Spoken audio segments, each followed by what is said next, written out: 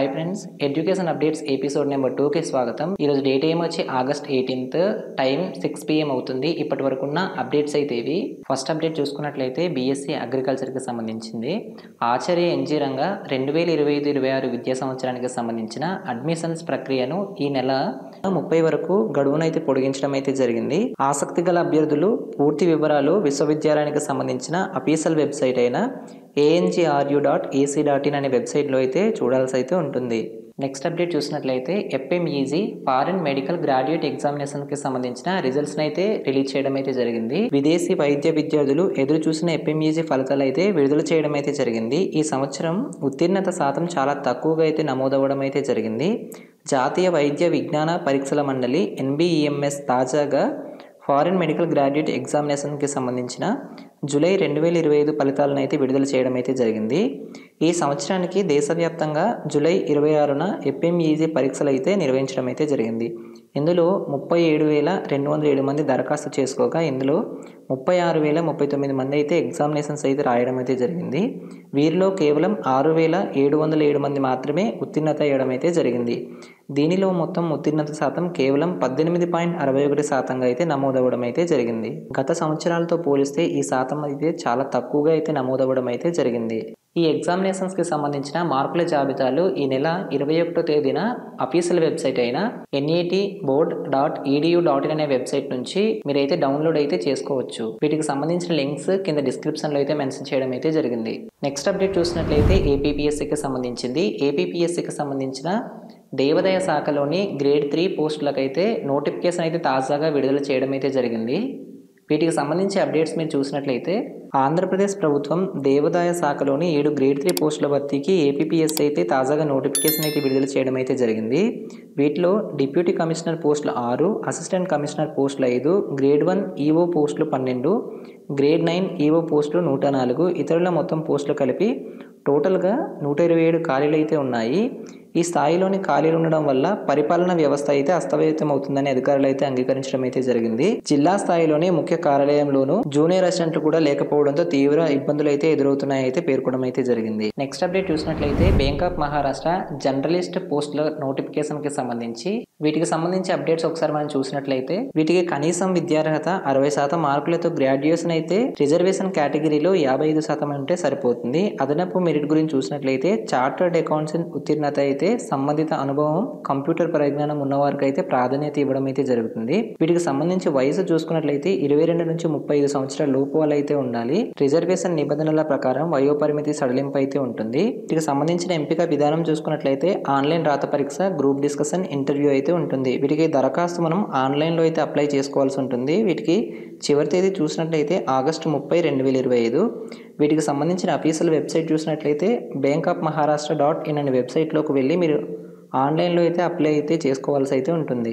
Next update చూసుకున్నట్లయితే అన్నదాత సుఖీభావ పథకానికి సంబంధించి ఇదివరకు ఈ పథకం లాంచ్ చేసి చాలామంది రైతులకు అయితే అమౌంట్స్ అయితే క్రెడిట్ అవ్వడం అయితే జరిగింది. ఇంకా ఎవరైతే రైతులు అర్హత ఉండి వాళ్ళకు ఇంకా అమౌంట్స్ ఎవరికైతే క్రెడిట్ కాలేదో వాళ్ళు మీ పరిధిలోని సచివాలయానికి లేదా రైతు సేవా కేంద్రానికి వెళ్ళి మీకు ఎందువలన రిజెక్ట్ అయ్యిందో వాటికి సంబంధించిన వివరాలు అయితే మీరు సబ్మిట్ చేయాల్సి అయితే ఉంటుంది. వీటికి సంబంధించి మీ యొక్క పట్టాకి ఆధార్ సీడింగ్ అయితే అయి ఉండాలి. అలాగే వీటికి సంబంధించి మీరు కంప్లీట్గా ఈకేవైసీ కూడా కంప్లీట్ చేసుకోవాల్సి అయితే ఉంటుంది. వీటికి సంబంధించిన పూర్తి డీటెయిల్స్ అనేది మీ యొక్క సచివాలయానికి లేదా రైతు సేవా కేంద్రాలకు వెళ్ళి తెలుసుకోగలరు. ఈ నెల 20వ తేదీ వరకు అవకాశం అయితే కల్పించడం అయితే జరిగింది. ఇంకా ఎవరైనా అప్లై చేసుకోవాలంటే సచివాలయానికి వెళ్ళి అప్లై అయితే చేసుకోండి. నెక్స్ట్ అప్డేట్ చూసినట్లయితే డిఎస్సికి సంబంధించిన స్పోర్ట్స్ కోటాకి సంబంధించిన పోస్టుల గురించి వీటికి సంబంధించి న్యూస్ చూసినట్లయితే క్రీడా కోట కింద డిఎస్సి ఉద్యోగాలకు దరఖాస్తు చేసిన అభ్యర్థులు సాప్ నుంచి మాట్లాడుతున్నామంటూ గుర్తు తెలియని వ్యక్తుల నుంచి కాల్స్ అయితే వస్తున్నాయనేసి ఫైనలిస్ట్లోని పేరు రావాలంటే కొన్ని ఫార్మాలిటీస్ డబ్బులు ఇస్తే చాలంటూ 10 నుంచి 15 లక్షల వరకు డిమాండ్ చేస్తున్నారని అయితే న్యూస్ ఆర్టికల్స్లో అయితే వస్తున్నాయి. కొందరు క్రీడాకారులు ఉద్యోగం వస్తుందని ఆశతో ఒప్పందాలు కూడా చేసినట్టయితే తెలుస్తుంది. ఈ మామూళ్ల వసూళ్లపై ఇప్పటికే ఫిర్యాదులు అయితే చేయడం అయితే జరిగింది. వీటికి సంబంధించి ఆడియో వీడియో రికార్డులు కూడా అధికారులకు సమర్పించినట్టయితే తెలుస్తోంది.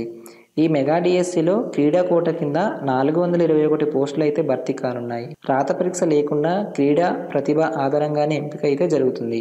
ఈ ప్రక్రియ మొత్తానికి శాప్ పర్యవేక్షణలో అయితే జరుగుతుంది. ప్రాథమిక జాబితా ప్రచురించబడి తుది జాబితా రాష్ట్ర స్థాయి కమిటీ పరిశీలనలకైతే పంపనున్నారు. ఎవరైనా మీకు డబ్బులు అడిగితే వెంటనే అధికారులకైతే ఫిర్యాదులు అయితే చేయండి. మీకు ఎవరైనా డబ్బులు అడిగితే వెంటనే అధికారులకైతే అలాగే డిఎస్సి అఫీషియల్ వెబ్సైట్లో టోల్ ఫ్రీ నెంబర్స్ ఇచ్చారు కదా, వాటికైతే ఫిర్యాదు అయితే చేయండి.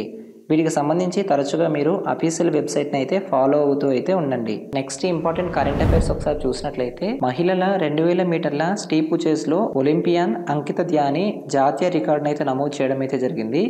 2025 ఆగస్టు 15న జరిగిన గ్రాండ్ స్లామ్ జెరూసలేం అథ్లెటిక్స్ మీట్లో ఆమె 6 నిమిషాల 13.92 సెకండ్లలో రేసును అయితే పూర్తి చేసి స్వర్ణం అయితే సొంతం చేసుకోవడం అయితే జరిగింది.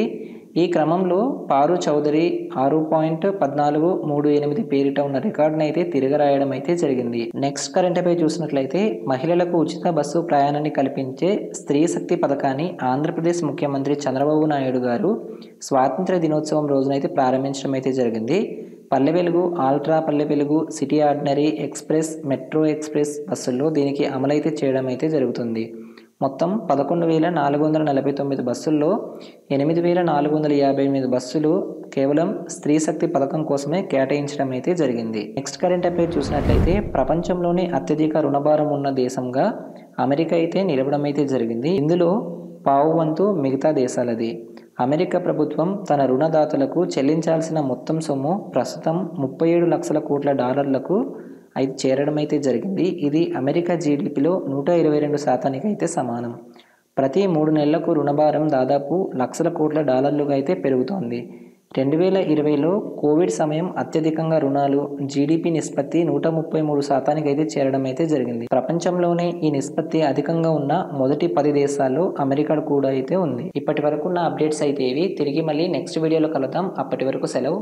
బాయ్.